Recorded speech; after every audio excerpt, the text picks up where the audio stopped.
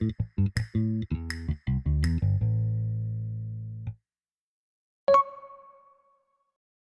Yuki, first day in the car here at Silverstone, how is it feeling out there? Yeah, I mean, it's okay. Lots of work to do for until tomorrow, but at least enjoy the Silverstone. Do you feel like you're in a better starting point than Austria a week ago? Have you been able to experiment with anything and make a few setup changes, put it more in your favour? I mean, last week Austria was pretty good. To be honest, one of the best weekend I had until race, so or even qualifying. So to be honest, pace was getting there, but a bit of fine tuning, I guess. There's a couple of differences and some comparison across the car. So yeah, let's see how we can adapt or put it all together towards the end. You touched on it there. What's your thinking for the rest of the weekend? You know, pushing to get into Q3, and it looks like the temperatures might be a bit cooler tomorrow as well. So factoring that in. That might help as well, but let's see.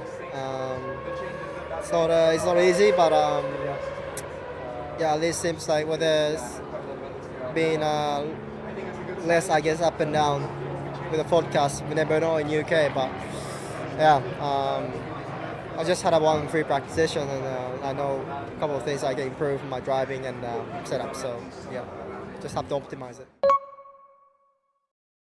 Arvin, great to see you, and great to see you in the car this morning. How good was that? Yeah, it was amazing. I'm extremely grateful to everyone at Red Bull for the opportunity. And yeah, amazing to get my first official F1 session. Chris, you were saying the feedback was concise, you completed the program, it was really good feedback and a really great appraisal. How did you feel the job that you did?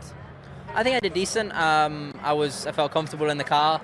And I think the speed was okay. I think there was definitely, I could go a bit quicker with a few more laps, but I think considering it was my first time in a car, I've only done very limited running in an F1. I mean, for example, this weekend, I think it's 13, 14 seconds quicker than F2.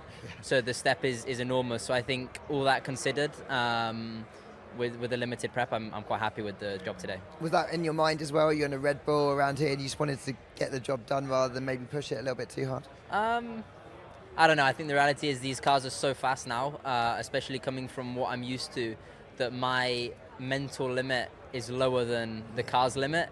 That my mentality actually going into this session was to really try to push, because knowing that I'd always be under the limit of the car.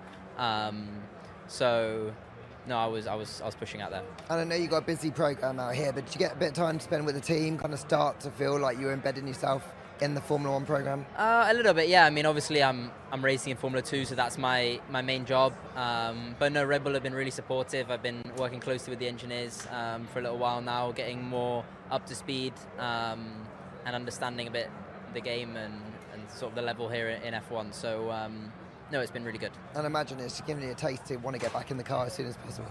Yeah, definitely. I mean, after the session was done, I was really wanted just to get another go, especially after driving the F2. It felt quite a lot slower and worse. But no, I think it's one of those moments that I think, you know, most people, basically everyone, doesn't get the opportunity to drive a Formula 1 car. So just to get that opportunity, I'm extremely grateful for. And I'm focused on working hard and doing a good job in F2 to be a full-time driver soon. Christian, good to see you. I know I won't be the first person to have asked you this question this weekend, but I feel like we have to start with the noise around Max's future. He didn't really want to talk about it yesterday, but what do you say as Red Bull's team boss? Well, look, I think the situation is very clear. Max and the team know exactly where they stand. I think the problem is that George doesn't really know where he stands, and so the source of all these rumours permeate back to, I think, George wanting to know, has he got a contract for next year or not, which has nothing to do with us. That's down to he and his current team. So inevitably there'll be noise until the music stops. You touched on it there. What is Max saying to you behind the scenes? It's such a long, successful partnership, obviously. Yeah, absolutely. It's been a hugely successful and lengthy partnership. His desire is to start and finish his career in the same team. And turning it to the championship, obviously a bit of a knock last time out in Austria with the first lap incident. What's your outlook on that for the rest of the season? 12 weekends to go. Look, it was frustrating to be knocked out at turn 3, but on the first lap, I think we would have had a decent race. We're not so much looking at the championships now. It's more about individual races, and and then the tables take care of themselves. We're still only just at the halfway point, so there's a huge amount of distance to go. And bringing it on to FP1, your junior driver, Lindblad, in the car, of course. What did you make of that performance, that session today? I thought he did a super job. You know, he's a young talent, 17 years of age. Car he hasn't driven before, in front of a home crowd at a tricky track, and he gave good feedback, was very calm, and acquitted himself very well.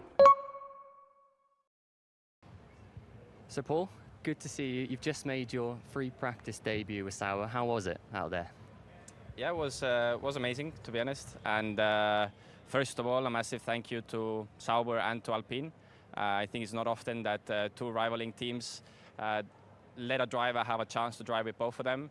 And obviously, massive thank you to Sauber for having the interest and giving these FP1 opportunities, and to Alpine for letting me come here. So yeah, very thankful for both of them. And regarding the session, to be honest, I felt like I got up to speed a lot quicker than I expected. It was great to be at our Formula One weekend and knowing that I'm jumping in the car. You know, this year I've been a reserve driver, so I've come here and I'm listening to the meetings, but there's never a proper purpose behind it. And I think yesterday I was telling everyone in the team that I haven't felt that much adrenaline in the whole year, basically, ever since I stopped racing in Formula 2, because for the first time I knew that everything I was listening I could apply because I was jumping into the car. You touched on it there. You've driven an F1 car before, but you're not racing this year. So did it feel quite natural still to just jump back in? And how important is this track time to keep you sharp? I mean, any mileage in a Formula 1 car is important mileage. And for me as a driver, I think it's no secret I'm trying to make it to the grid full time.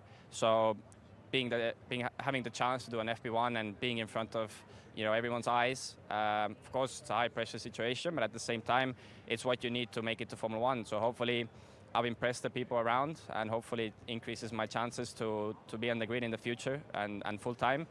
But yeah, as I said, I got up to speed I think relatively quickly. I mean, you need to tell me what you think about the lap times, but yeah, I enjoyed it out there. Of course there's margin with the driving.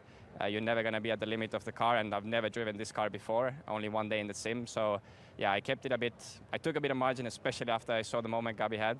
And obviously rule number one of an FP1 is don't damage the car. So I always had that in the back of my mind. Yeah, sure. Another FP1 outing on the way in Hungary, of course. What's your thinking going forward? You said just then you're grateful to both Sauber and Alpine, but how hopeful are you of getting a race seat at the end of all of this? I mean, of course, I hope for a race seat, but in the end, what I've learned also is there's no point to predict and hope things in Formula 1. It's probably one of the most unpredictable environments I've ever been in my life. And I mean, from my side, it's easy. I take every opportunity I'm given. I try to do the best job I can with every opportunity, and the rest is not up to me. So I just try to focus on the things that are in my control, and hopefully that's enough to earn me a seat. But you never know, and in the end I need to accept the fact that there is no guarantees. So just focus on my job. And I mean, this FP1, for example, I really made sure to be in the moment, to enjoy it, not think about any consequences, and just get through with my plan.